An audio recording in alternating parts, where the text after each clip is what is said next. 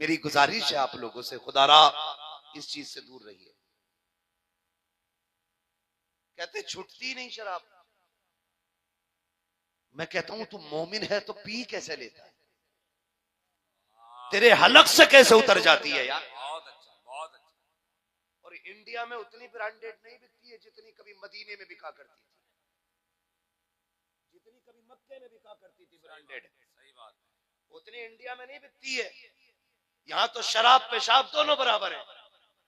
Branded वो लोग पीते थे, लेकिन जिस दिन नबी ने ऐलान किया शराब हराम हो गई है, जानते हो मक्के की गलियों में ना पानी की तरह शराब बह रही थी।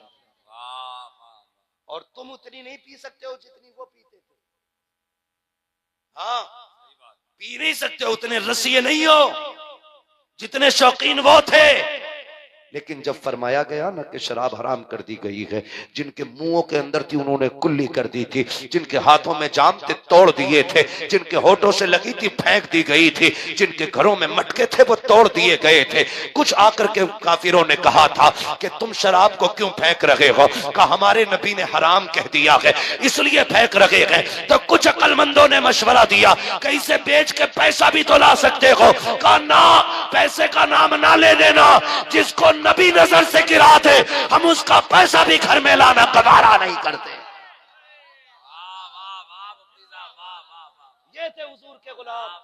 क्या बात है। आज हालात देखो, बीवी कहते 1200 का सूट ला दियो ना, चुपचाप आज रात एक नंबर लगाया, कल खुल गई लॉटरी तो ला दूंगा।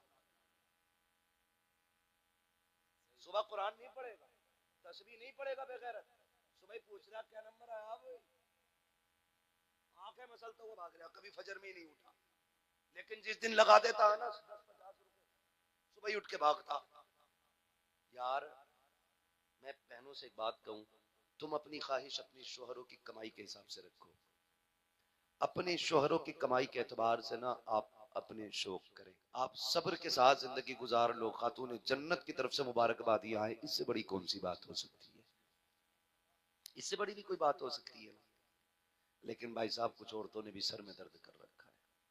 सारी मसले आते हैं, ताली एक हाथ से नहीं दोनों हाथों से बजती है। आदमी भी लठ फेर है बिला वजह में, थोड़ी फेर है, हमें पता है।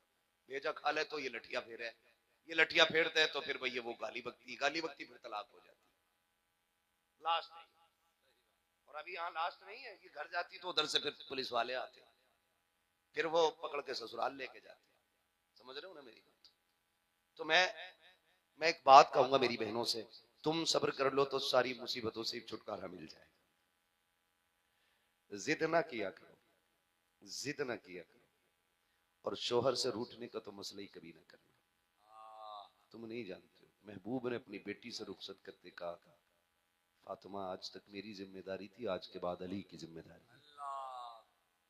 और हम अपनी जिंदगी को हुजूर की जिंदगी से संवारेंगे, हुजूर की जिंदगी से संवारेंगे। आज की साइंस नहीं बताएगी हमें कैसे जीना है, ये मदीने वाले ने बताया कैसे जीना है। हाँ, आज के मिट्टी कुरेदने वालों से नहीं पूछेंगे मुआशरा कैसे बेहतर होगा, ये हुजूर ने बताया मुआशरा कैसे बेहतर होना है। डॉक्टर इकबाल ने एक बात कही थी, तेरे दामन में है किस लालो जवाहर की कमी, तू किसी और के दामन की तरफ क्यों देखे। तुम्हें क्या नहीं दिया हुजूर ने यार? पैदा होने से लेके कब्र तक का सलीका हुजूर ने सिखा दिया। फिर भी भागा ऑक्सफोर्ड में जाके कह रही आप बच्चे कैसे टैलेंटेड होंगे। मैंने कहा बच्चा माँ के शिकम में आप बीबी से कह कुरान पढ़, फिर देख बच्चा कितना ज़हीन पैदा होता है। पढ़ा ना कुरान, उधर नहीं जागा, कहा इसे ग्लूकोज खिलाओ, इसे चैंपियन खिलाओ, अरे भाई उसे बीमार कर दिया। और समझे मैं जो बात कहना चाह रहा हूँ, मैं क्या कह रहा था यार? ताली एक हाथ से नहीं बचती है, दोनों। और तुम भी बात बात में लठिया ना निकाला करना। अर्रिजालु कव्वामून अलन निसा का मतलब ये नहीं है कि मर्द पैदा किए गए लठिया लेके। तुम भी बर्दाश्त कर लिया करो दो चार बातें, मारना कोई मर्दानगी नहीं है। फरमाया गया जो शख्स औरत पे लठ फेर के फिर उससे बात करे वो थूक के चाटता है। खुद समझ लेना क्या करना। मैं बहुत सारी बातें इसलिए नहीं बताऊंगा मैं कि फिर झगड़ा फिर शुरू ना कर दो तुम। बस अल्लाह आपको सलामत रखे, इतना समझ लीजिएगा, इतना समझ लीजिएगा। अगर आपकी औरत आपसे डिमांड करती है कि मुझे वो कपड़ा चाहिए कि जो मौलाना इमरान की बीवी ने पहन रखा है, जो बाकी प्रधान के या ठेकेदार के जिम्मेदार की बीवी ने पहन रखा है, तो मेरी बहन कभी तू ये डिमांड ना करना, जब शोहर के बस की नहीं होगी तो फिर इधर उधर हाथ लपकाता हो। और नौजवानों आपसे गुजारिश है, कभी तंग दस्ती आ जाए तो इधर उधर हाथ ना मारना। लोग अपनी जेब का कार्ड निकाल के कहते हैं मेरी जेब में इमरान साहब का कार्ड है, अभी फोन कर दूंगा 2 मिनट में नौकरी लग जाएगी। एक कार्ड वो है जो नेता देता है, एक कार्ड वो है जो मदीने वाले ने दिया है। क्या बात है, क्या बात है। जो कार्ड मदीने वाले ने दिया वो याद है कौन सा कार्ड था? फरमाया जब काम न बने तो रब की चौखट पे आ जाना। क्या बात है। सुभान अल्लाह। कहाँ आना है? रब की चौखट पे आना है। जब काम ना बने तो, लेकिन हमारा एतकाद कितना मजबूत है देखो, पेट में दर्द हो तो सबसे पहले डॉक्टर पे दिमाग जाता है, खाने कुछ ना हो तो हिसाब लगाता किससे मिलेगा ब्याज पे। समझ रहे मेरी बात? ये सारी चीजें इधर आती हैं। यार तंग दस्ती हो तो फिर आपका जहन मस्जिद क्यों नहीं जाता, मुसल्ले पे क्यों नहीं जाता है? तुम्हें क्या लगता है तुम्हारा रब कमजोर है, सुनता नहीं है, देखता नहीं है? तुम्हारा रब ऐसा ताकतवर है, वो चाहे तो पत्थर के अंदर भी कीड़े को रिज़्क़ अता फरमा दे। भूल गए हो तो याद मत दिला दूं, यूनुस को मछली के पेट में किसने बचाया? बोले, जोर से बोले। पता नहीं किसने कब से नाम न लिया हो अपने रब का, आज ले लें। किसने? देखें किसका होठ नहीं चल रहा है, फिर देखो अल्लाह नाराज है उससे जिसका अपना नाम लेने की तौफीक। किसने महफूज रखा? नारे नमरूद में इब्राहिम को किसने गुलजार में रखा? जोर से। छुरी के नीचे इस्माइल को किसने बचाया? कश्ती नूह को किनारे पे किसने लगाया? तो जो रब ये सब कर सकता है, क्या तेरे लिए रोजी का इंतजाम नहीं कर सकता? तो फिर क्यों लगाते हो सट्टा ब्याज, क्यों खेलते हो जुआ? या तो ये कहो रब पे एतमाद नहीं, और या फिर ये कहो कि हम जानते नहीं थे। देता है ना अल्लाह, रज़ाक है कि नहीं? खबरदार नौजवान, कभी भी तेरा कदम हराम के लुक़मे की तरफ नहीं बढ़ना चाहिए, हराम के लुक़मे की तरफ नहीं बढ़ना चाहिए। वो कितना करीम है जानते हो? एक बात बता दूं, बस बात खत्म कर लूंगा। इमरान भाई ने भी कहा, आपने भी कहा है, इसलिए मैं बस थोड़ा सा और आगे बढ़ जा रहा हूं जी। कसीदा शजरा, वो बात की बात है, पहले मेरी बात सुन लो। अल्लाह बड़ा करीम है, अपने रब से मांगा करो, रब से जिसकी ना सुनी जाती हो गुंबद खजरा वाले का नाम लेके मांगा करो। हाँ, बगदाद वाले का नाम लेके मांगा करो, मांगा करो इन बुजुर्गों का नाम लेकर के, लेकिन मांगते नहीं। जुआ खेलने पहुंच जाता। कई लोगों ने बीवियां बेच दी, मसला ऐसे बीवियां बेच दी, कुछ नहीं बता, बीवी दाव पे लगा दी। यार शर्म कर, ये भी कोई काम है? अल्लाह रज़ाक है, रोजी अल्लाह देता है। सुने, जब कोई रास्ता दिखाई ना दिया करे ना, तो फिर अपने रब को आवाज दिया करो। वो कभी बंदों को अकेला नहीं छोड़ता है। एक शख्स ने तौबा की हराम खाने से, तौबा करने के बाद ना उसने कहा आज के बाद ब्याज नहीं लूंगा। गुर्बत इतनी आ गई ना कि फाके होने लग गए घर में। बीवी ने कहा मेरे सरताज एक काम करो, थोड़ी सी काम काज कहीं देखो, अब तो 3 दिन का फाका हो गया है। उसने कहा बूढ़ा हूं, कहाँ जाऊंगा, कौन काम देगा? उसने कहा निकलो ना। उसने कहा अच्छा ला थैला दे, मैं निकलता हूँ। थैला दबाया बगल में, क्या लाओगे? का मजदूरी होगी तो बच्चों के लिए आटा लाना है, कुछ खाने का सामान लाना है। जब तक निकल के दरवाजे पे आया ना, बीवी ने आवाज दी मेरे सरताज ठहरो तो सही। कहा क्या? कहने लगी इय्याका वल हराम, खबरदार रिज्क हलाल मिले तो लाना, हराम हो ना तो एक लुकमा भी मत लेके आना। किसने कही ये बात? बीवी ने अपने शौहर से कही, खबरदार हराम का एक लुकमा भी मत लेके आना।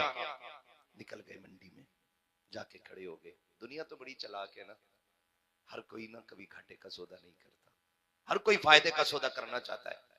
इनके बाल सफेद, बुजुर्ग आदमी मंडी में खड़े, जहां मजदूरों की लाइन।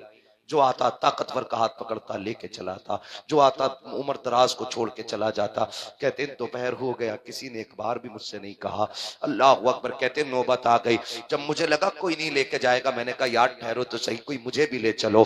कहा कि तुम बूढ़े हो क्या करोगे? कहा यार 10 रुपए कम दे देना, अपने घर ले चलो मजदूरी के लिए। अल्लाह अकबर का मैंने इतना कहा ना, एक ने कहा कि ये उम्र काम करने की नहीं, आराम करो जाकर के। कहा ये कह के सब छोड़ के चले गए। दोपहर हो गया था, मैं किधर जाता, एक थैला लेके आया था बच्चों के सामान के लिए। मैंने चढ़ते सूरज को देखा। जानते हो जब नाकाम बंदा घर की तरफ पलटता है तो कदम नहीं कयामत होती है। एक एक जमीन पे कदम उसका ऐसा लगता है जैसे पकड़ लिया हो किसी ने। सोचा जाऊं तो किधर जाऊं। कहते जब मुझे कोई रास्ता दिखाई नहीं दिया, सोचा घर चलूं। फिर ख्याल आया बच्चे पूछेंगे अब्बा थैला लेके गए थे कुछ लाए के नहीं, क्या जवाब बच्चों को दिया जाना।